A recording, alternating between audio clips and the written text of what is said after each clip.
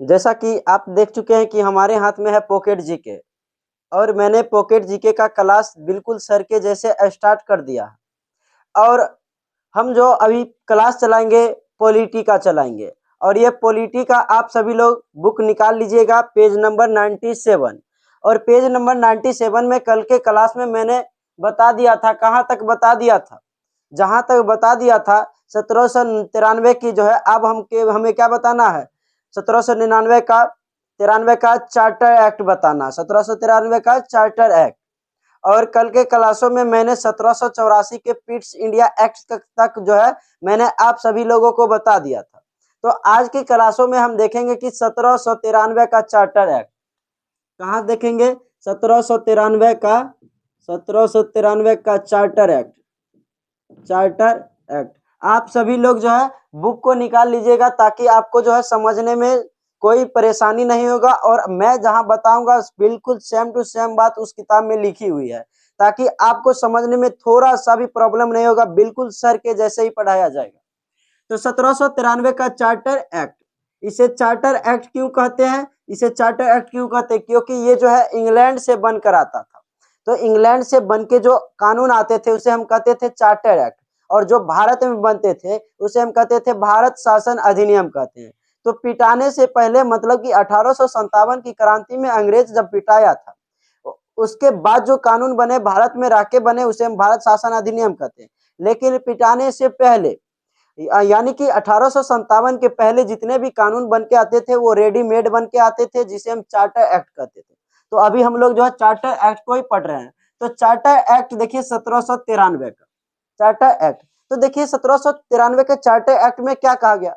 तो देखिए भारत में कौन था, British east India company, British east India company. और यह ब्रिटिश ईस्ट इंडिया कंपनी जो है राजा से तय कर चुकी थी कि हम जो व्यापार करेंगे भारत में, हम जो व्यापार करेंगे जो रुपये होंगे मुनाफे होंगे उसमें से आपको हम क्या देंगे, पैसा देंगे टैक्स के रूप में और इसके बदले आप हमको सैन्य मदद देंगे, आप हमको सैन्य मदद दीजिए और मैं जो व्यापार करूंगा उसमें जो पैसा होगा मुनाफा होगा जो कमाएंगे आपको भी पैसा देंगे टैक्स के रूप में देंगे। तो राजा बहुत ज्यादा खुश था कि भाई बिल्कुल बहुत ज्यादा खुश था कि फ्री में उसको बस सैन्य मदद देना है और रुपया लेना है टैक्स के रूप में। और बहुत ज्यादा टैक्स देता था ब्रिटिश ईस्ट इंडिया कंपनी, इतना टैक्स देता था सोच भी नहीं सकते, इतना ज्यादा रुपया देता था। तो राजा जो था इसको तय कर दिया था, राजा और ब्रिटिश ईस्ट इंडिया कंपनी के बीच तय हो चुका था कितना रुपया देना है नहीं देना। और ये अच्छी खासी रकम रिवेन्यू जो है किसे दे रही थी, राजा को ब्रिटिश ईस्ट इंडिया कंपनी दे रही थी। तो राजा को ब्रिटिश ईस्ट इंडिया कंपनी को भी दे रही थी और बदले में इसने ब्रिटिश ईस्ट इंडिया कंपनी ने क्या कहा कि भारत पर केवल और केवल कौन करेगा, हम ही व्यापार कर सकते हैं। तो राजा ने कहा ठीक है इतना अच्छा इनकम दे रहे हो तुम तो कोई दिक्कत नहीं है, उतनी सारी कंपनियां मिलकर दिया था जितना रिवेन्यू देता था उतना ये अकेला इससे भी ज्यादा दे देता था, जिस कारण जो ब्रिटिश ईस्ट इंडिया कंपनी के जो है एकाधिकार को, व्यापार में एकाधिकार प्राप्त था, केवल और केवल यही भारत में क्या कर सकता था, व्यापार कर सकता था। तो ब्रिटिश ईस्ट इंडिया कंपनी के एकाधिकार को, किसको, एकाधिकार, एकाधिकार को क्या कर दिया गया, 20 वर्षों के लिए बढ़ा दिया गया। क्या कर दिया गया, 20 वर्षों के लिए बढ़ा दिया गया, के लिए बढ़ाया, ठीक 20 वर्षों के लिए बढ़ाया अर्थात कि 1793 है तो 1793 के बाद समझ लिए 1813 तक कहा गया कि केवल और केवल कौन कर सकता है, ब्रिटिश ईस्ट इंडिया कंपनी ही क्या चला सकती है, व्यापार चला सकती है। कहाँ में व्यापार कर सकती है, तो भारत में, इसके अलावा कोई कंपनी नहीं कर सकती, ठीक। उसके बाद हम लोग जो आगे चलते हैं तो 20 वर्ष के बाद तुरंत आया 1813, इसके तुरंत बाद 1813 में आया एक चार्टर एक्ट, 1813 का चार्टर एक्ट, चार्टर एक्ट। देखिए 1813 आते आते आते आते ब्रिटिश ईस्ट इंडिया कंपनी में बहुत ज्यादा करप्शन होने लगे, इतना करप्शन होने लगे कि इसको क्या कह सकते हैं, बहुत ज्यादा करप्शन थे। यहाँ रुपए कितना कमाता था वहां कुछ और देता था, जिस पूरा हिसाब देता था, जिस कारण राजा को उसी समय से शक हो रहा था ये कुछ ना कुछ करेगा। तो राजा को डर था कि ये कंपनी हमसे कहीं ना कहीं ये क्या करेगी, बगावत करेगी। तो ये हमसे बगावत ना कर ले, ये कंपनी क्या करे, हमसे बगावत ना कर सके, इसके लिए राजा ने ब्रिटिश ईस्ट इंडिया कंपनी के एकाधिकार को क्या किया, कुछ कम कर दिया। कहा कि नहीं, ये कंपनी जरूर इसको ही पूरा पावर दे देंगे तब तो दिक्कत है। इसके लिए जो है राजा ने इसके क्या कर दिया, एकाधिकार को कुछ कम कर दिया। एकाधिकार को क्या कर दिया, कम कर दिया गया, और कई सारी कंपनियों का आगमन हो गया, और कई सारी अन्य कंपनी, और भारत में क्या कह दिया कि अन्य कंपनी भी क्या कर सकती है, जाके व्यापार कर सकती है। अन्य कंपनियां क्या कर सकती का आगमन हो गया। अन्य कंपनियों का जो है, अन्य कंपनियों का भारत में आगमन हो गया। भारत में आगमन, बताइए, अन्य कंपनी का भारत में आगमन होने से कुछ ना कुछ तो प्रभाव पड़ेगा ही ईस्ट इंडिया कंपनी में। तो अब ईस्ट इंडिया कंपनी वाले कहने लगे कि राजा साहब आप ये क्या कर दिए, आप ये क्या कर दिए। हम पहले बहुत आपको जो है रुपए देते थे, रिवेन्यू देते थे, बहुत ज्यादा रुपए देते थे, लेकिन अब जो है आप इतना जो है, मेरा थोड़ा दिन क्या गिर गया। क्योंकि क्या होता था ना कि ब्रिटिश ईस्ट इंडिया कंपनी में जो थे कर्मचारी जो थे बहुत भ्रष्ट थे। और क्या था, इस समय ब्रिटिश ईस्ट इंडिया कंपनी बहुत सारे लड़ा करती थी। उधर आंग्ल युद्ध हो गया था, मैसूर युद्ध हो गया था, बहुत सारे युद्ध कर लिया था। टीपू सुल्तान पकड़ के धो दिया था, हैदर अली धो दिया था, जिस कारण जो है ये बहुत कमजोर हो चुकी थी और राजा को ये रिवेन्यू दे नहीं पाती थी, जिस कारण राजा ने अन्य कंपनियों को भी भेज दिया भारत में व्यापार करने के लिए। एकाधिकार को ये जो है बहुत कम कर दिया। एकाधिकार को क्या कर दिया, इसने कम कर दिया गया। तो कंपनियों ने कहा राजा साहब ये क्या कर दिया आपने, हम जो था जब दिन था अच्छा तो हम देते थे इतना अच्छा खासा रुपया। तो राजा ने कहा कोई बात नहीं, तू पहले वाला कंपनी, पुरानी कंपनी है तो कोई दिक्कत नहीं, मैं तुमको जो है कुछ विशेषाधिकार दे रहा हूं। तो इसने राजा ने क्या कहा, तो कंपनी का एकाधिकार को कम कर दिया कि बहुत सारे कंपनी भी अब जाके क्या कर सकते हैं, वहां व्यापार कर सकते हैं। और क्या कर दिया गया, लेकिन कुछ अधिकार ऐसे थे जो इनको ही दिया गया केवल और केवल। तो वो सब कौन कौन सी थी, तो कहा गया कि चीन देश के साथ जो व्यापार होगा, चीन देश से जो है व्यापार, वो केवल और केवल कौन कर सकती थी, ब्रिटिश ईस्ट इंडिया कंपनी ही करती थी। कौन कर सकती थी, तो ब्रिटिश ईस्ट इंडिया कंपनी ही कर सकती थी। इसमें इसको क्या था, एकाधिकार प्राप्त था। और क्या, तो चाय का, भारत में जो है चाय का व्यापार केवल और केवल भारत से चाय का व्यापार, भारत से जो है चाय का व्यापार जो है केवल और केवल कौन कर सकता है, ये ही कर सकते हैं, ब्रिटिश ईस्ट इंडिया कंपनी कर सकते। तो देखिए यहाँ पर जो है ब्रिटिश ईस्ट इंडिया कंपनी का जो है आंशिक रूप से क्या कर दिया गया, एकाधिकार को खत्म कर दिया गया। आंशिक रूप से कम कर दिया गया, मतलब बहुत ही कम कर दिया, अन्य कंपनी भी आगमन हो गया। देख सकते हैं यहाँ पे, क्योंकि एकाधिकार को यहाँ पे कम कर दिया, अन्य कंपनियों का आगमन हो गया। क्योंकि राजा को डर था कि ये क्या कर सकता, बगावत ना कर ले हमसे कंपनी, क्योंकि कंपनी हो चुका था, मजबूत हो चुका था, बहुत ज्यादा हो चुका था, जिस कारण जो है उसे डर था और इसे कुछ न कुछ क्या दे दिया गया। उसके बाद जो है इस 1813 का चार्टर एक्ट के तहत और बातें कही गई। वो कौन कौन सी बातें थी, तो देखिए इसी में कहा गया कि भारत में जो है ईसाई मशीनरियों की स्थापना की गई। ईसाई मशीनरियों की स्थापना की गई। ईसाई मशीनरियों की स्थापना किया गया, ठीक है ना। और क्या कहा गया इसमें, देखिए इसके तहत जो है भारत में जो ईसाई धर्म का प्रचार की अनुमति मिल आई। ईसाई धर्म के प्रचार की अनुमति दी गई और कही गई कि ईसाई धर्म का आप क्या कर सकते हैं, आप प्रचार कर सकते थे। लेकिन पहले ईसाई धर्म का प्रचार नहीं कर सकते थे, अब कर सकते हैं ईसाई धर्म का प्रचार। तो देखिए अंग्रेज जो था वो सब आया भारत में और ईसाई धर्म का प्रचार करने लगा। ईसाई धर्म का क्या करने लगा, प्रचार करने लगा। लेकिन अंग्रेज जो था वो सब क्या था, इंग्लिश जानता था।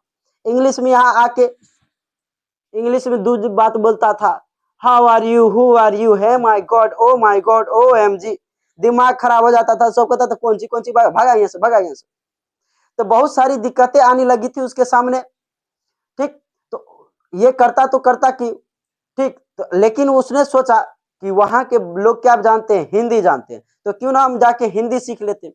ये आया हिंदी सीख लिया, जहां हिंदी चलता था वहां हिंदी जाके बिहार में बोल दिया, हिंदी लोग समझ गए, बहुत से ऐसे लोग थे जो मान भी लिए। लेकिन क्या हुआ, चल गया बंगाल में। अब बंगाल में जाके हम तुम ऐसे कर रहा है, हिंदी बोल रहा है, दिमाग खराब हो गया। वहां पे जाके अलगे भाषा बोल रहा है, सब बंगाली भाषा बोल रहा है, तामी कोरबो आमी भालो आछी काछी क्या। लेकिन वही अगल असम में गया, असमिया भाषा में अलग था, पंजाबी अलग, ओ तू निकर रे छी, ओ तेनु सरदार, ऐसे बोलते थे। तमिलनाडु में और नहीं समझ में आ रहा था। तो इसने सोचा, ए भाई माथा खराब हो गया, भारत में इतना भाषा चल रहा है, भारत में इतना भाषा को कैसे हम जाने, कैसे हम समझे। तो इसने क्या किया, कहा क्यों ना हम क्या करें, भारतीयों का भाषा ना सीखे, हम अपना भाषा अंग्रेजी ही उसे सिखा दें। ये एक भाषा, देखिए अनेक भाषा सीखने से अच्छा है कि एक भाषाओं को सबको सिखा दे। तो इसने क्या किया, अंग्रेजी सिखाने लगा। तो इसने अंग्रेजी सिखाने लगा और बोला कि देखिए, और क्या कहा गया इसमें जो है, भारतीयों के जो है, भारत पर जो है शिक्षा के लिए, भारत पर जो है शिक्षा के लिए, शिक्षा के लिए जो है अंग्रेजी सिखाने के लिए, शिक्षा के लिए जो है भारत पर शिक्षा पर खर्च, भारत पर जो है शिक्षा के लिए खर्च किया जाने लगा। शिक्षा के लिए जो है खर्च जो है 1 लाख रुपया, कितना, 1 लाख रुपया। कहा गया कि भारतीयों पर जो है 1 लाख रुपया खर्च किया जाएगा ताकि उनको अंग्रेजी सिखाने के लिए। और कौन सी चीज सिखाने के लिए, तो अंग्रेजी। तो भारत में जो है अंग्रेजी की नींव, अंग्रेजी शिक्षा की जो है नींव, अंग्रेजी शिक्षा की नींव कब डाली गई, अंग्रेजी शिक्षा की नींव 1813 के चार्टर एक्ट के तहत जो है भारत में क्या हुआ, अंग्रेजी शिक्षा का नींव डाला गया। ठीक, और इसी में सिखाया गया और भारतीयों पर कहा जाने लगा कि 1 लाख रुपया प्रत्येक वर्ष जो ब्रिटिश ईस्ट इंडिया कंपनी क्या करेगी, भारतीयों पर खर्च करेगी। ठीक ना, आगे हम लोग चलते हैं। ठीक, तो आगे जो है भारत में अंग्रेजी शिक्षा की नींव कब डाली गई, तो आप कह सकते हैं ना 1813 में। और भारत पर जो है शिक्षा के लिए खर्च किए जाने लगे 1 लाख रुपए, किसके तहत, किस अधिनियम, तो 1813 के चार्टर एक्ट के तहत। ठीक, आगे हम लोग चलते हैं इसमें भी क्या। तो देखिए ये क्या हुआ था कि इसके तुरंत बाद 1793 में आया, उसके बाद 1813 में आया चार्टर एक्ट। तो देखिए चार्टर जो एक्ट होते थे ये क्या होते थे, तो इंग्लैंड से एक रेडीमेड कानून बन के आते थे जिसे हम चार्टर एक्ट कहते हैं। वही भारत में जो बनते थे उसे हम भारत शासन अधिनियम कहते थे। तो इसको याद करने के लिए कुछ नहीं है, बस एक छोटा सा बात याद रखिएगा कि जो आया ये चार्टर एक्ट, ये चार्टर एक्ट 1793 में आया। उसके बाद डायरेक्ट आप अगर रीजनिंग जानते होइएगा तो देखिएगा 20-20-20-20 का जो है क्या रहेगा, अंतराल रहेगा। देखिए 1793 आया, 1813 आया, 1833 आया, 1853 आया। बस क्या है, प्रत्येक 20-20-20-20-20 साल पे आते थे, 20-20-20। ठीक, तो 20-20-20-20 साल पे क्या आता था, 20-20-20-20 साल पे आता था। उधर दिख नहीं रहा होगा आपको, 1793, 1813, 1833, 1853, कुल जो है कई सारे जो है चार्टर एक्ट आए और 20-20 साल पे आए। उसको याद करने के लिए बस हमेशा याद रखिएगा 20-20 साल का अंतराल, एक भी याद रहेगा तो वो यहाँ तक आप जान सकते हैं। 1799, उसके बाद तो अंग्रेज पिटा ही गया 1753 के बाद, पकड़ के 1853 के बाद क्या हो गया, 1853 के बाद 1857 इतना कुटाया कि पूछ ही मत सके। ठीक, तो देखिए 1793 के चार्टर एक्ट में क्या किया गया, 1793 के चार्टर एक्ट के तहत क्या हुआ, तो इसके तहत जो ब्रिटिश ईस्ट इंडिया कंपनी के एकाधिकार को 20 वर्षों के लिए क्या कर दिया गया, बढ़ा दिया गया, क्योंकि अच्छे खासा रिवेन्यू दे रहा था, अच्छा खासा रुपया कमा के दे रहा था। उसके बाद जो है 1813 का चार्टर एक्ट नियम के तहत क्या हुआ, तो एकाधिकार को कम कर दिया गया, एकाधिकार को कम कर दिया गया एवं अन्य कंपनियों का भारत में क्या हो गया, आगमन हो गया। और क्या किया गया, चीन देश के साथ व्यापार का जो है इसका किसको मिला, ब्रिटिश ईस्ट इंडिया कंपनी को एकाधिकार रहा ही रहा। और क्या, भारत से जो है चाय का व्यापार रहा ही रहा, किसका, ब्रिटिश ईस्ट इंडिया कंपनी। और ईसाई मशीनरियों की स्थापना किया गया किसके तहत, और ईसाई धर्म के प्रचारकों की अनुमति, ईसाई धर्म के प्रचार की अनुमति किस तहत, किसके तहत, तो 1813 का चार्टर एक्ट के तहत। और भारत में जो है अंग्रेजी शिक्षा की नींव डाली गई कब, तो 1813 के चार्टर एक्ट के तहत ही। ठीक, और हम लोग आगे चलते हैं 1813 के चार्टर एक्ट के बाद 1833 का चार्टर एक्ट। बस आप वीडियो में बने रहिएगा, बिल्कुल आपको समझ आएगा, जैसे सर पढ़ाते बिल्कुल वैसे ही आपको पढ़ाया जाएगा। एक भी चीज नहीं छोड़ा जाएगा, इसके लिए आप बेफिक्र रहिए, ठीक। और आप वीडियो में बने रहिए, बस आपको जो है पूरा A to Z मिलेगा, पूरा फुल कंटेंट वहां का मिलेगा, ठीक ना। और पूरा क्लास मिलेगा आपको, ऑल टू ऑल क्लास आपको मिल जाएगा। तो चले हम लोग आगे चले। तो देखिए आगे चलना है, अब हमको देखना है 1833 का चार्टर एक्ट, 1833 का चार्टर एक्ट। तो जैसे कि हमने देखा कि 1813 के चार्टर एक्ट के तहत जो ईसाई धर्म के प्रचारकों को क्या मिल गया था, अनुमति मिल गया था कि ईसाई धर्म अब प्रचार किया जा सकता है। और क्या किया गया कि ब्रिटिश ईस्ट इंडिया कंपनी जो थी, इसके एकाधिकार को कम कर दिया गया। लेकिन अब क्या है, 1833 के चार्टर एक्ट में क्या आया तुरंत 20 साल बाद। देखिए ब्रिटिश ईस्ट इंडिया कंपनी को कुछ एकाधिकार आपको बता दिए थे 1833 में, जो है 1813 वाला में मिल चुका था।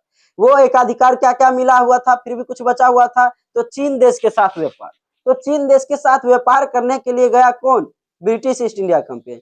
पता चला चीन का भाषा ही नहीं समझ रहा, अपना सब आम चिंग चिंग चोंग झंग चिंग चुंग चुंग चुंग करके लड़ गया।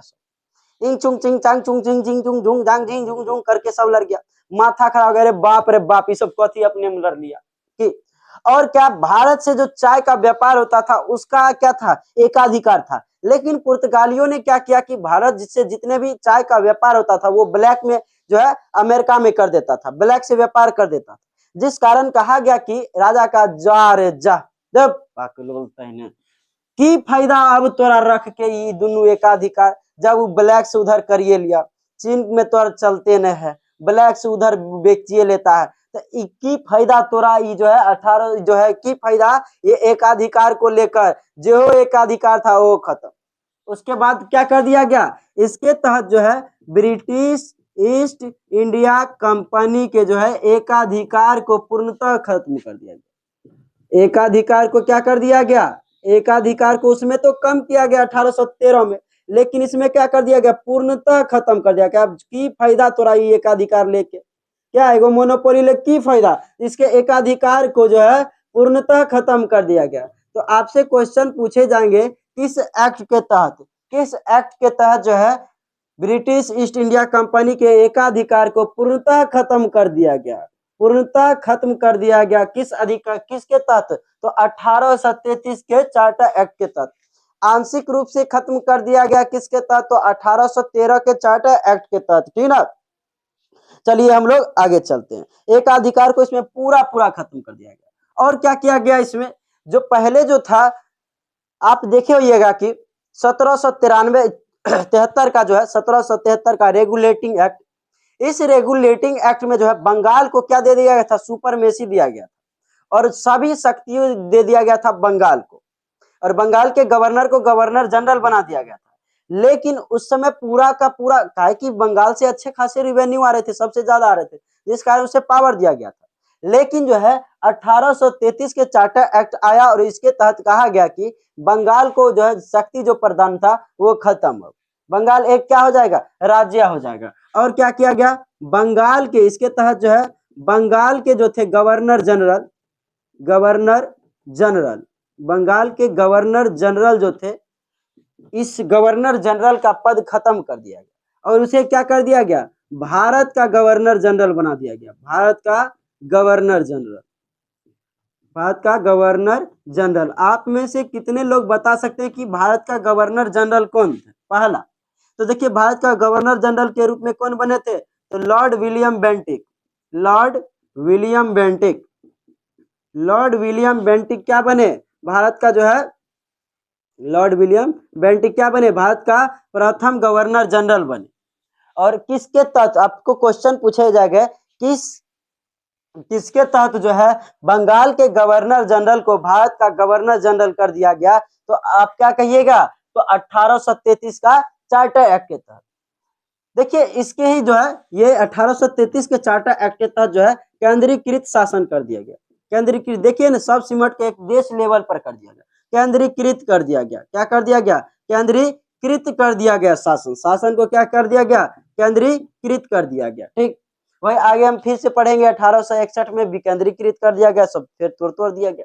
तो यहाँ पर क्या कर दिया गया, केंद्रीकृत शासन कर दिया गया, शासन को एक हाथ में रख दिया बंगाल, सीधा एक के भारत का गवर्नर जनरल के रूप में। ठीक, तो आप सभी लोगों को एक भी परेशानी नहीं होनी चाहिए, ठीक ना, और आप सभी लोग अच्छे से मन लगा के पढ़िएगा।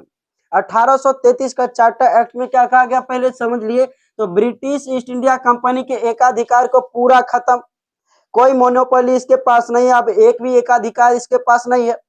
और उसके बाद क्या कहा गया कि बंगाल के जो गवर्नर जनरल है, उस बंगाल के गवर्नर जनरल का पद खत्म कर दिया गया और क्या डाला गया, बंगाल का जो है गवर्नर जनरल को क्या कर दिया गया, भारत का गवर्नर जनरल कर दिया गया। और शासन को क्या कर दिया गया, केंद्रीकृत कर दिया गया। देखिए ये लॉर्ड विलियम बेंटिक जो बना था भारत का गवर्नर जनरल, ये बहुत अच्छा आदमी था। ये जो था इसने बहुत सारे नियम को लाया। क्या क्या नियम लाया, तो इसने आया दास्ता का जो था अधिनियम, दास्ता को इसने अवैध कर दिया, दास्ता को इसने अवैध घोषित किया, अवैध घोषित कर दिया। दास प्रथा को खत्म कर दिया इसने, अवैध घोषित कर दिया। और दास प्रथा को ये क्या कर दिया गया, जो है खत्म ही कर दिया गया। कहीं दास की जो ये प्रथा जो चलते आ रही है दास वाला, ये खत्म। ये दास क्या होते हैं, तो दास जो होते हैं ये नौकर होते हैं। अभी जो देखते हैं किसी के घर पे जो नौकर होते हैं वो क्या है, दास है। लेकिन पहले जो नौकर हुआ करते थे, अभी के नौकर जैसे क्या है, अभी आए पैसा लिए, आपके घर में काम किए, पैसा लिए चल गए। लेकिन पहले जो नौकर होता था वो बाजारों में बिकता था, और जितने भी बड़े बड़े लोग होते थे वो जाते थे और आदमी को खरीदते थे। कोई कहता है कि ये कितना में, वो कितना में, ये कितना में, तो 800, 500, 600। और उस दास को क्या करता था, पकड़ के, जैसे बैल को खरीद के ले जाते हैं लोग, खाना पीना देते हैं, बहुत बहुत ज्यादा काम करवाते हैं, ठीक उसी प्रकार जो है आदमी को खरीद के ले जाया जाता था और उसे मार मार के काम करवाया जाता था पूरा जीवन भर। ठीक, तो ये कितनी खराब थी आप सोच सकते हैं। इसे खत्म कर दिया, अवैध घोषित कर दिया। देखिए दास प्रथा जो था बहुत खराब था। इसमें जो था भारतीयों को पकड़ पकड़ के अफ्रीका में बेच दिया जाता था, अफ्रीका में जो है बेच दिया जाता था। एक अफ्रीका की एक दासी थी, भारतीय ही थी, और ये दासी बहुत जो था ये महात्मा गांधी से मिली, और महात्मा गांधी से मिली अपना इन्होंने दुख बताया। तो महात्मा गांधी ने भी जो है इसका जो है दुख देखकर, इसका दुख देखकर रो दिए। उनका हृदय भी क्या हो गया, कलप उठा। भाई साहब ये इतनी खतरनाक दर्दनाक हादसा थी। इसमें वो महिला ने क्या बोली थी पता है, वो महिला जो थी अफ्रीका में ही जो है एक अंग्रेजी अधिकारी के यहाँ रह गई थी। ठीक, तो उस अंग्रेजी अधिकारी के यहाँ क्या था, ये कुछ पार्टी फंक्शन थी।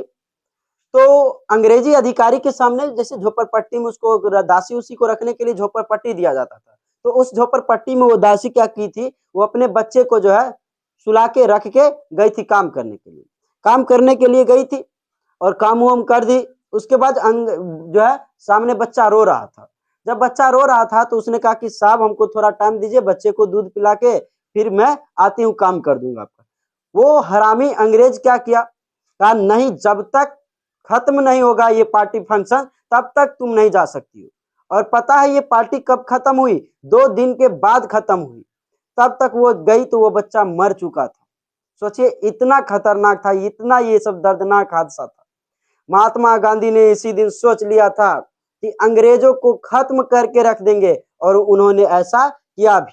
भारत से खदेड़ खदेड़ के अंग्रेजों को हटा दिया। गए थे गोलमेज सम्मेलन में, उनका थोड़ा सा बेइज्जती कर दिए, बोल दिए उसी समय तुमको बेइज्जती करा तो भारत से भेज देंगे, नंगा उनको कह दिया था। ये वैसे ही फकीर कहा था, ये फकीर बोल दिए हमको फकीर कहता है, रे फकीर तो हम भेज देंगे भारत से नंगा करके भेज देंगे। और भेज भी दिए। वैसे आदमी थे महात्मा गांधी, अहिंसा से लड़के, बिना वेपन के, बिना हथियार के वो लड़े। ठीक, तो आगे हम लोग चलते हैं। तो दास्ता को इसने क्या कर दिया, खत्म कर दिया। और इसने सती प्रथा के को भी अंत कर दिया।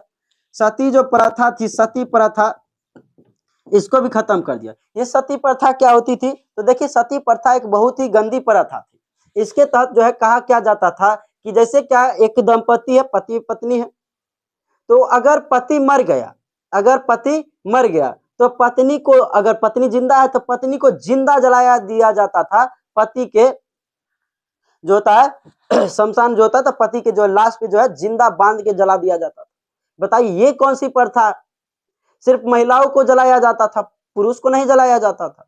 पुरुष को अगर जलाया जाता तब तो ये न्याय संगत बात थी, लेकिन सिर्फ और सिर्फ महिलाओं को ही क्यों जलाया गया, तो ये तो गलत बात है। क्या है ना। तो इसके पर क्या कर दिया गया, इसमें सती प्रथा का अंत कर दिया और दास प्रथा का भी अंत कर दिया।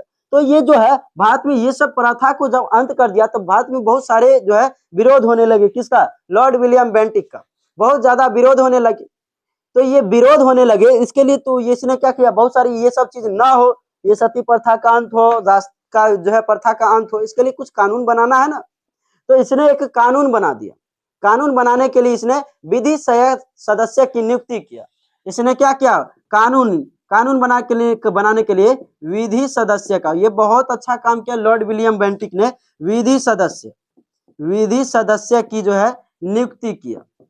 विधि सदस्य की नियुक्ति, भारत में पहली बार जो है विधि सदस्य जो है कानून बनाने की सदस्य की क्या कर दिया गया, नियुक्ति कर दिया गया। ठीक, आगे हम लोग चलते हैं 1853 के चार्टर एक्ट में। तो यहाँ तक आशा करते हैं कि आप सभी लोग जो है क्या होंगे, समझ चुके होंगे। आगे हम लोग चलते हैं, बिल्कुल आपको सर के तरह पढ़ाया जाएगा, एक भी बात छोड़ा नहीं जाएगा। ठीक, आगे हम चलते हैं, एक एक बात बस आप जो है इस किताब को बस आप अपने सामने रखिएगा, ताकि इस किताब से आपको एक भी चीज ना छूटा जाए। अगर कुछ छूटता है तो आप हमें कह सकते हैं, वैसे मैं आपको एक्स्ट्रा बता दूंगा, लेकिन आपसे जो है एक भी चीज यहाँ से छोड़ूंगा नहीं, पूरी बातों को मैं आपको बता दूंगा। ठीक ना, सर जैसे बताते बिल्कुल वैसे ही बताएंगे, इसके लिए आप टेंशन लीजिएगा नहीं। ठीक, आगे हम लोग चलते हैं। ठीक, तो चलिए हम आगे चलते हैं 1853 की जो है चार्टर एक्ट की ओर। 1833 का चार्टर एक्ट मैंने पढ़ लिया,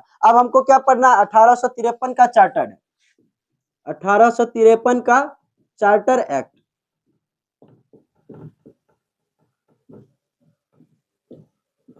देखिए 1853 के चार्टर एक्ट में क्या कहा गया। तो देखिए ब्रिटिश ईस्ट इंडिया कंपनी जो थी, ब्रिटिश ईस्ट इंडिया कंपनी वो क्या थी, उसमें नौकरी जो देती थी भारतीयों को, उसमें जो कोई चापलूसी कर दिया, मालिक राजा है आप गुच्छो हैं, ये हो वो है वो ऐसे ऐसे कर दिया, चापलूसी करता था।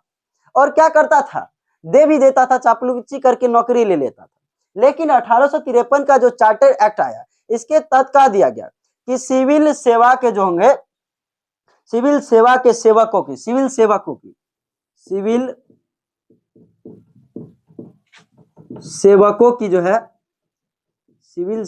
की जो है कि चयन एवं जो है भर्ती, चयन एवं भर्ती जो है, भर्ती ये प्रतियोगिता परीक्षा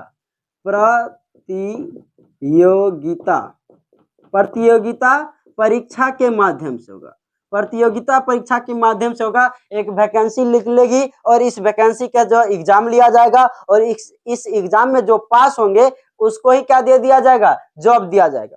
तो ये बहुत ही अच्छी चीज थी, क्योंकि ये जो है पहली बार जो है देश में क्या कर दिया गया, सिविल सेवकों की जो चयन की जो ये प्रक्रिया थी वो प्रतियोगिता परीक्षा के माध्यम से किया गया। नहीं तो पहले क्या होते थे कि जैसे ही चापलूसी उपलूसी कर लिया और क्या हो गया, खत्म हो गया, मतलब उसे नौकरी मिल जाती थी, और जो योग्य थे उसे नौकरी नहीं मिलता था।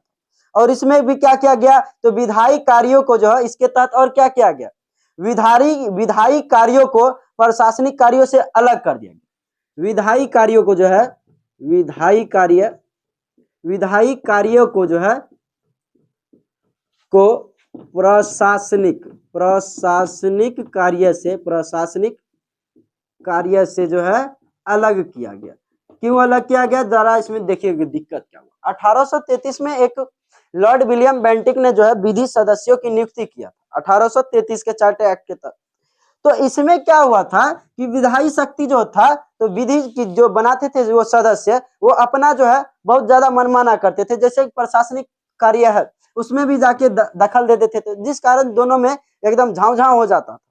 तो झांव ना हो इसके लिए क्या किया गया, मतलब विधायी शक्ति को जो है, विधायी जिसका काम है वो विधि सदस्य जो होंगे, वो कानून बनाने वाले जो लोग होंगे, वो केवल और केवल कानून बनाने के रिलेटेड ही बातों में अपना हस्तक्षेप दे सकते हैं, और प्रशासनिक कार्य अलग थे।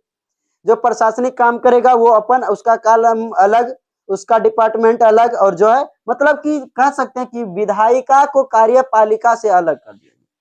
विधायक जैसे कि अभी भी तो है, विधायिका क्या है, विधायिका कार्यपालिका से अलग है, क्या है ना। तो विधायिका को क्या कर दिया गया, इसके तहत जो है कार्यपालिका से जो है अलग कर दिया गया। वही सब नियम है। देखिए इसी प्रकार जो है भारत का ये जो बन रहा है, भारत का क्या बन रहा है, शासन बन रहा है, भारत का संविधान बन रहा है, देख सकते हैं आप इसकी तरफ। ठीक, आगे हम लोग चलते हैं। 1853 की जो है इतनी सारी सुधार के बाद जो है 1853 में बहुत सारी सुधार भी किए गए थे और सती प्रथा का अंत किया गया और बहुत सारे ऐसे मैटर थे जिस कारण भारतीयों में एक आग थी, गुस्सा थी, इतनी आग गुस्सा थी कि 1853 के जस्ट बाद जो है 1857 में एक बहुत ही महान क्रांति हो गई। 1857 की महान क्रांति, हालांकि ये असफल हो रहा, क्यों, क्योंकि इसमें स्वार्थ की भावना छिपी हुई थी, सब अपना अपना स्वार्थ के लिए ही क्रांति किया, लेकिन फिर भी यह बहुत ही कारगर साबित हुआ। इसमें क्या कहा गया, पहले तो 1857 क्रांति में इतना कुछ आया, अंग्रेज की ठंडा हो गया, उस बहुत एकदम पूरा मिजाज भर उस पिटाया, इतना पिटाया आप समझ सकते हैं कि खूब पिटाया, दौरा दौरा के मारा सब। यहाँ की महिला लोग भी अपना बहुत ज्यादा भूमिका निभाई, जैसे घर में होती थी महिला लोग, जैसे दौड़ दौड़ के भाग रहा पीट रहा, सब आके घर में छुप जाती, हमरा छुपा लो, हमरा छुपा लो, हमरा कहता था आओ आओ, पकड़ के घर में घुसा के ओखरी थी, ओखरी में रख के दूगो महिला मार समाट से जो है ऊपर से होता थुरने वाला पकड़ के थूर देती, मुंह कान कुछ देती थी, आधा आधा मार के उल्टा देती थी, तब कहता था दो दिन तक पड़ल है, हमको मार दो, हमको मार दो, हम मर जा, हम जिंदे हैं अभी तक। मतलब कि आप समझिए ना, आधा मरहू, देखिए मरना अच्छा, लेकिन आधा जो मरा रहता है वो बहुत गलत है, बहुत दर्द करता है, बहुत पीड़ा रहता है, तो वो तरफ तरफ के मर रहा था अंग्रेज से, खूब मार मारा, इतना मार कि होश ठिकाना आ गया, किसका, अंग्रेजों का, बाप से भेंट हो गया उसका, ठीक है ना। चलिए आगे चलते हैं, आगे हम लोग चलते हैं 1858 की चार्टर एक्ट के तहत। 1857 का चार्टर एक्ट हम लोगों ने पढ़ लिया है, ठीक। 1857 की क्रांति जो हुई उसके बाद जो है भारत में चार्टर एक्ट आना बंद हो गया। भारत में क्या होना, भारत में जो है चार्टर एक्ट आना बंद हो गया। अब भारत में जो है कोई भी कानून बनेगी तो भारत में ही बनेगी, भारत की कंडीशन को देखकर बनेगी। पहले वहां से डायरेक्ट राजा के द्वारा बना के भेज दिया जाता था, लेकिन क्या पता वहां से कैसा बन के आता था, नहीं बन के आता, यहाँ की लोगों की स्थिति पता ही नहीं थी। लेकिन लोगों की स्थिति कब पता चली, जब भारत में, कैसे पता चलेगा, अगर कानून कुछ अच्छा बनाना तो यहाँ रह के आ पाइए। देखिए यहाँ क्या समस्या है, क्या प्रॉब्लम है, जब इस समस्या, इस प्रॉब्लम को आप देख लीजिएगा तब उसमें कानून जो बनाएंगे वो सक्सेसफुल होगा। लेकिन आप कहीं दूर बैठे हुए हैं राजमहलों में, उसके बाद आप गरीबों के लिए कानून बनाइएगा, कितना देर तक चलेगा, नहीं चलने वाला है वैसा कानून। तो इसीलिए जो है 1857 के बाद जो है बहुत पिटाया, उस सब पिटाने के बाद जो है जस्ट एक साल बाद 1858 में जो है कानून बना, और वह यह कानून भारत में ही बना, और यह कानून क्या बना, भारत में ही बना। और इसके तहत जो है भारत का जो है, इस कानून को क्या कहा गया, भारत शासन अधिनियम। 1858 का भारत शासन अधिनियम, भारत शासन अधिनियम,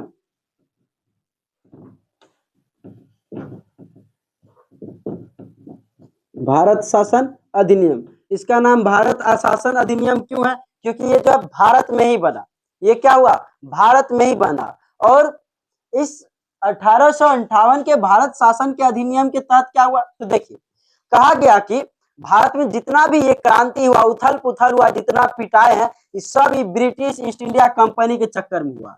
सब किसके कारण हुआ है, ब्रिटिश ईस्ट इंडिया कंपनी के कारण हुआ। क्या कहकर सब कर्मचारी सब भ्रष्ट था, सब क्या था, भ्रष्ट था, एकदम महाभ्रष्ट था, सब घूसखोर सब था क्या। तो इसी के तहत जो है कहा गया कि ब्रिटिश ईस्ट इंडिया कंपनी को समाप्त किया जाता, खत्म, भाग यहाँ से। ब्रिटिश ईस्ट इंडिया कंपनी को क्या कर दिया जाता है, भारत का शासन जो है ब्रिटिश ईस्ट इंडिया कंपनी से छीन लिया जाता और खत्म कर दिया गया। क्या कर दिया गया, ब्रिटिश ईस्ट इंडिया कंपनी को खत्म कर दिया गया। बताइए अब ब्रिटिश ईस्ट इंडिया कंपनी खत्म, तो ब्रिटिश ईस्ट इंडिया कंपनी में कौन होते थे, क्या होते थे, बोर्ड ऑफ कंट्रोलर था, क्या ये भी खत्म। बोर्ड ऑफ डायरेक्टर जो व्यापारिक मामला को देखता था, ये भी खत्म, क्या ये भी क्या हो गया, खत्म हो गया। और भारत में जो चल रहे थे द्वैध शासन, इसी के तहत जो द्वैध शासन तो आया था, द्वैध शासन, इसके तहत क्या कर दिया गया, द्वैध शासन भी खत्म, ये दोनों खत्म तो ये भी खत्म, क्योंकि राजनीतिक मामला को देखता था बोर्ड ऑफ कंट्रोलर और इसको कौन देखता था, बोर्ड ऑफ डायरेक्टर, ठीक। तो ये दोनों को क्या कर दिया गया, खत्म कर दिया गया। दोनों को खत्म कर दिया गया। और भारत में जो था चल रहा था क्या, भारत का गवर्नर जो जनरल था, भारत का गवर्नर जनरल, भारत का गवर्नर जनरल ही तो शासन चला रहा था भारत का। तो भारत का जो शासन जो था किसके हाथों में था, तो भारत का गवर्नर जनरल के पास था, गवर्नर जनरल के पास था। तो भारत का जो है ये गवर्नर जनरल, इसे क्या कर दिया गया, इसके पदों को समाप्त कर दिया गया। भारत का गवर्नर जनरल के पद को क्या कर दिया गया, खत्म कर दिया गया। और क्या ला दिया गया इसके बदले, तो इसके बदले जो है भारत में जो है वायसराय वाली व्यवस्था ला दिया गया, वायसराय। अब क्या हो गया, भारत का वह वायसराय हो गया, वायसराय, भारत का वायसराय। वाइस गवर्नर जनरल का पद खत्म और वायसराय का पद क्या हो गया, स्टार्ट हो गया। अब वह भारत का वायसराय कहा जाएगा। और यह प्रथम भारत का वायसराय कौन था, तो लॉर्ड कैनिंग था। कौन था, लॉर्ड कैनिंग, लॉर्ड कैनिंग था, लॉर्ड कैनिंग। भारत का जो था प्रथम गवर्नर जनरल कौन था, सॉरी गवर्नर जनरल तो लॉर्ड विलियम बेंटिक भारत का, लेकिन वायसराय, तो भारत का प्रथम वायसराय था लॉर्ड कैनिंग। कौन था, लॉर्ड कैनिंग। और इसे खत्म कर दिया गया था, भारत का गवर्नर जनरल के पद खत्म। आपसे पूछे जाएंगे कि भारत का गवर्नर जनरल का पद जो है खत्म किस अधिनियम के तहत, 1858 के भारत शासन अधिनियम के तहत। और भारत का जो है गवर्नर जनरल का पद खत्म के वायसराय की जो है, भारत का वायसराय का जो है पद कब स्टार्ट हुआ, किस अधिनियम के तहत, तो क्या कहिएगा, 1858 का भारत शासन अधिनियम के तहत।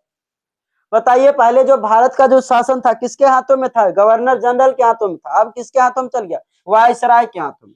और कहा गया कि जो वायसराय है, वायसराय, वायसराय कौन होता था, तो देखिए ये राजा का जो चमचा होता था, राजा का चमचा होता था, राजा का चमचा होता था, राजा का, ये जो इसको जो है राजा नियुक्त करते थे, इसको राजा नियुक्त करते थे। और क्या, तो ये जो है राजा नियुक्त करते थे किसको, राजा का प्रतिनिधित्व कौन करता था, ये वायसराय करता था। ये वायसराय ठीक से काम करता है या नहीं करता, ये वायसराय ठीक से काम करता है कि नहीं करता है, इसके लिए एक कौन होता था, राज्य सचिव होते थे, राज्य सचिव होते थे। और यह राज्य सचिव जो थे ये इंग्लैंड के, ब्रिटिश के जो संसद थी, ब्रिटिश संसद के मंत्री था। कौन था, ब्रिटिश संसद का कोई ना कोई मंत्री था। कौन था, ये राज्य सचिव, कोई ब्रिटिश संसद जो था उसका कोई ना कोई ये क्या था, मंत्री था, वो बहुत बड़ा पद था, कौन, राज्य सचिव। तो ये क्या कर रहा है, वायसराय जो है कोई भी काम होगा तो रिपोर्ट देगा किसको, राज्य सचिव को देता।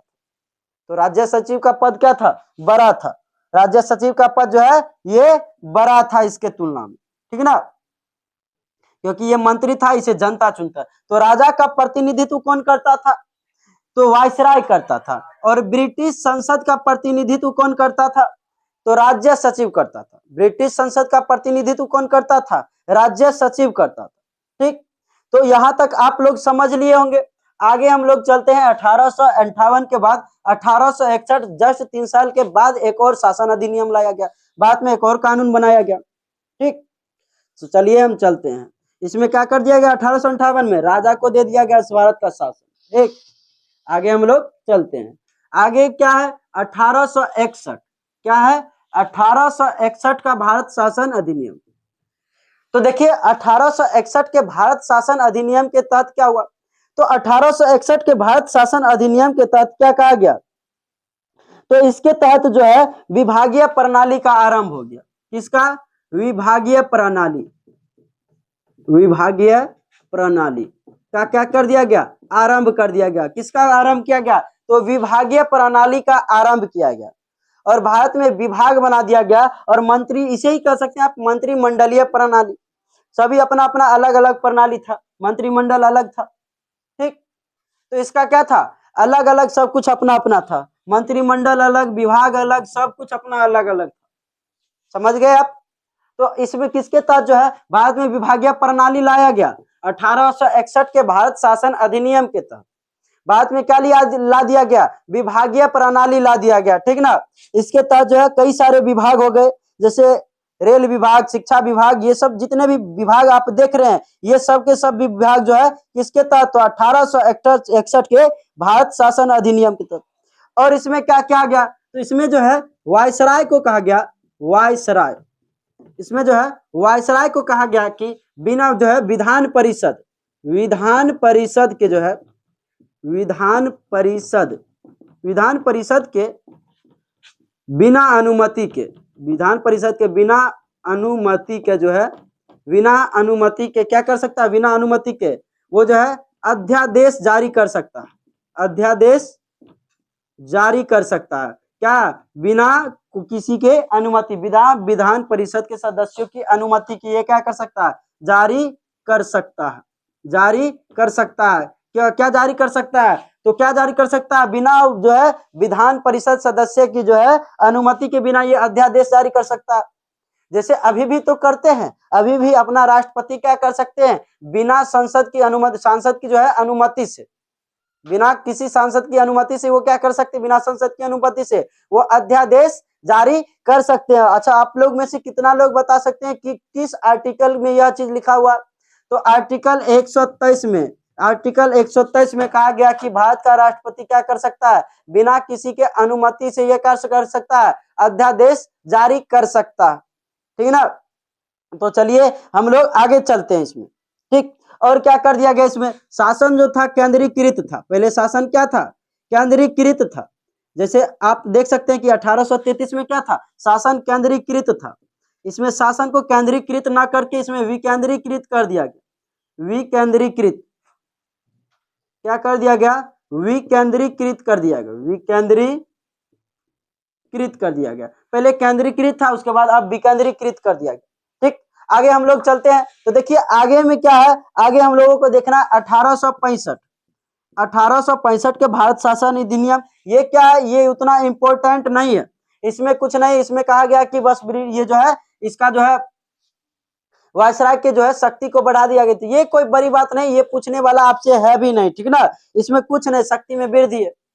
उसके बाद जो है आपका जस्ट पूछेगा आपसे 1869, जस्ट एक जो है 4 साल बाद एक और आया 1869 में, ये भी उतना इंपॉर्टेंट नहीं। 1869 के तहत क्या कहा गया, तो देखिए 1869 में क्या कहा गया, तो इसमें इसके तहत उतना खास नहीं, बस कहा गया कि भारतीय जो है, जो विदेश में जो भारतीय रह रहे हैं उसके लिए भी कानून बनाया जाएगा। कौन कानून बनाएगा, तो ये जो है विदेश सदस्य बनाएंगे। तो ये भी कोई इतना इंपॉर्टेंट नहीं, ये पूछेगा ही नहीं। ठीक, आगे हम लोग चलते हैं 1873 की ओर। कहाँ चलते हैं, 1873 में भी कुछ नहीं, उतना याद आपको करना ही नहीं। 1873 वाला में क्या है, कुछ नहीं याद करना है, बस इसके तहत कहा गया कि ईस्ट इंडिया कंपनी को कभी भी भंग कर किया जा सकता है। इस अधिनियम में क्या आया कि ईस्ट इंडिया कंपनी जो है, ईस्ट इंडिया कंपनी, इसे क्या कर दिया जा सकता है, कभी भी भंग किया जा सकता है 1873। और हुआ भी जनवरी जो है, जनवरी 1874 में ईस्ट इंडिया कंपनी को क्या कर दिया गया, पूरा तरीका से खत्म, और भारत का जो शासन उसे दूसरा को दे दिया। किसे दे दिया गया, तो महारानी को। आगे हम लोग चलते हैं 1876 की ओर। 1876 की ओर चलते हैं, 1876 के भारत शासन अधिनियम की ओर। आप सभी लोग समझ रहे होंगे, अच्छे से पढ़िए, और इस बार नौकरी को लेकर ही रहना, चाहे कुछ भी हो जाए। अगर इस बार नहीं हुआ तब कभी नहीं होने वाला। ठीक, तो आगे हम लोग चलते हैं 1876 का भारत शासन अधिनियम। भारत शासन अधिनियम 1876 अधिनियम। देखिए 1876 के भारत शासन अधिनियम में क्या कहा गया, तो इसमें भी कुछ उतना बात है नहीं। इसमें क्या है, तो कहा गया कि 1876 के भारत शासन अधिनियम, जो भारत का जो शासन है, भारत का शासन किसके पास था, राजा को के पास था, राजा के पास था। तो राजा से छीन कर किसे दे दिया जाए, रानी को दे दिया जाए। क्यों दे दिया जाए, तो राजा जो था, राजा देखिए इंग्लैंड का जो था, इंग्लैंड का राजा, उसकी एक बेटी थी, ये जो थी बकलोलिया गई पढ़ने के लिए हॉलैंड, और हॉलैंड के राजा जो था उसका राजकुमार से शादी कर लिया, भाग के ब्याह कर लिया, और यह एकलौती बेटी थी, तो कैसे हटाया भी जा सकता है। तो जब शादी इसने कर लिया, कौन, रानी जो थी शादी कर लिया, राजकुमारी शादी कर लिया, उसके बाद जो है उसको बुला के लाई और यहाँ ब्रिटेन में घर जमैया बना के, तो घर जमैया बना के रह गया कौन, राजा। और राजा जो था घर जमाई बन के रह भी गया, और इसके ही पास तो राजा था, तो राजा ही क्या था, तो राजा के पास ही सब शक्ति था। लेकिन इंग्लैंड की जनता ने कहा कि बाहर क्या, इसे हम राजा कभी स्वीकार ही नहीं करेंगे, इसे हम अपना राजा नहीं बनाएंगे। और क्या रहेगा, रानी ही रहेगी। रानी जो थी विक्टोरिया, विक्टोरिया विक्टोरिया ही थी। तो इसका इसे क्या कही, इससे छीन लो, रानी इसका एकरा छीन लो, आप ही रहो, तुम ही रहो, नहीं तो हम नहीं मानेंगे एकरा राजा। ठीक, तो इसने क्या कर दिया, रानी ने उसे छीन लिया अपन राजा से। राजा से क्योंकि क्या था, घर जमाई, घर जमैया होने में क्या होता है, दिक्कत भाई बहुत ज्यादा होता है। आपको वैल्यू नहीं रहेगा, एक रत्ती थोड़ा सा भी नहीं रहेगा। ठीक, तो ये जो थी रानी के हाथ में दे दिया गया। वैल्यू जो था, भारत का शासन किसे दे दिया गया, भारत का जो शासन था वो रानी के हाथों में दे दिया गया। और रानी ही अब जो है भारत का शासन चलाएगी। 1876 में दिया गया था इसे, ठीक है ना। तो आगे हम लोग चलते हैं। तो विक्टोरिया को दे दिया गया इसमें, क्योंकि देखिए ना, मतलब उसमें मतलब रानी जो थी, जैसे समझ सकते हैं ये क्या बन गया, पहले राजा के पास था, उसके बाद रानी के पास, और रानी के पास सब शक्ति, बस राजा पीछू पीछू उसके घूमता था। रानी खाना खेलो कि नहीं खेलो, खाना खेलो, खाना खेलो, भागेश कि मतलब कोई वैल्यू ही नहीं उसके पे। ऐसे समझ सकते हैं राजा का वैल्यू ऐसा था, जैसा बाहुबली फिल्म में जो है किसका है, एक जो है विट्ठल स्वामी, विट्ठल जो हाथ जिसका टूटा हुआ है, झुकेले जो रहता है, इसे शिवगामी शिवगामी शिवगामी शिवगामी, बस वैसा ही समझ सकते हैं। एकदम से भी वैल्यू ना, शिवगामी देवी एकदम, हाँ मैं शिवगामी देवी एकदम। ठीक उसी प्रकार रानी का वहां पे वैल्यू था, और राजा का वैसा ही वैल्यू था, कोई करने का नहीं था, बस खाली रहना टुकु टुकु देख। उसके बाद जो है हमको देखना है 1892, 1892 के भारत शासन अधिनियम को हम देखेंगे। भारत 1892 के भारत शासन अधिनियम, 1892 भारत शासन अधिनियम। चलिए हम इसको स्टार्ट करते हैं। तो देखिए 1892 के भारत शासन अधिनियम के तहत क्या कर दिया गया, अप्रत्यक्ष अप्रत्यक्ष चुनाव प्रणाली, अप्रत्यक्ष चुनाव प्रणाली की शुरुआत किया गया, की शुरुआत, अप्रत्यक्ष चुनाव प्रणाली का शुरुआत किया गया। कब किया गया, तो 1892 के भारत शासन अधिनियम के तहत अप्रत्यक्ष चुनाव प्रणाली के तहत जो है इसका क्या कर दिया गया, शुरुआत किया गया। और इसी में जो है पहली बार जो है भारतीयों को जो है क्या कर दिया गया, बजट पर भाषण देने की जो है अनुमति मिली, बजट पर भाषण देने की अनुमति, बस भाषण दे सकते थे बजट पर। पहली बार जो है भारतीयों को जो है 1892 के भारत शासन अधिनियम के तहत जो है पहली बार भारतीयों को बजट पर भाषण देने का अधिकार दिया गया, कि अब आप क्या कर सकते हैं, बता सकते हैं, ठीक, बोल सकते हैं, सिर्फ भाषण दे सकते हैं आप। इसमें जो है क्या संशोधन कर सकता था, संशोधन नहीं कर सकते हैं आप, और नहीं आप मत दे सकते, मत मतलब वोट, इस पर कोई वोट नहीं दे सकते थे, सिर्फ और सिर्फ जो है भाषण दे सकते थे कि हाँ ये क्या है, ये है, वैसे है, ऐसे है, वैसे। इसमें क्या कर दिया गया, संशोधन करने की शक्ति नहीं दी गई, बस भारतीयों को क्या कर दिया गया, बजट पर भाषण देने का अधिकार दिया गया। तो आई होप आपको ये वीडियो बहुत अच्छा लगा होगा।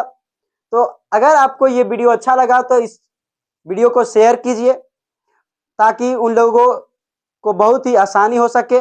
जो लोग जो है पेड बैच नहीं खरीद पाए हैं, उसके लिए जो है फ्री बैच ये साबित होगा, और हम आपको पूरा A to Z बताएंगे, कभी भी बिल्कुल छोड़ के नहीं जाएंगे। इसके लिए आप इस चैनल को सब्सक्राइब कीजिए, और लाइक कीजिए इस वीडियो को, और शेयर भी कीजिए, ताकि उन सारे बच्चे को मिल सके ये फ्री बैच, ठीक ना। तो आज के वीडियो में हम इतना ही रहने देते हैं, क्योंकि सर भी इतना ही पढ़ा चुके हैं, ठीक है। तो कल के वीडियो हम कल में मिलते हैं। जय हिंद, धन्यवाद, जय भारत।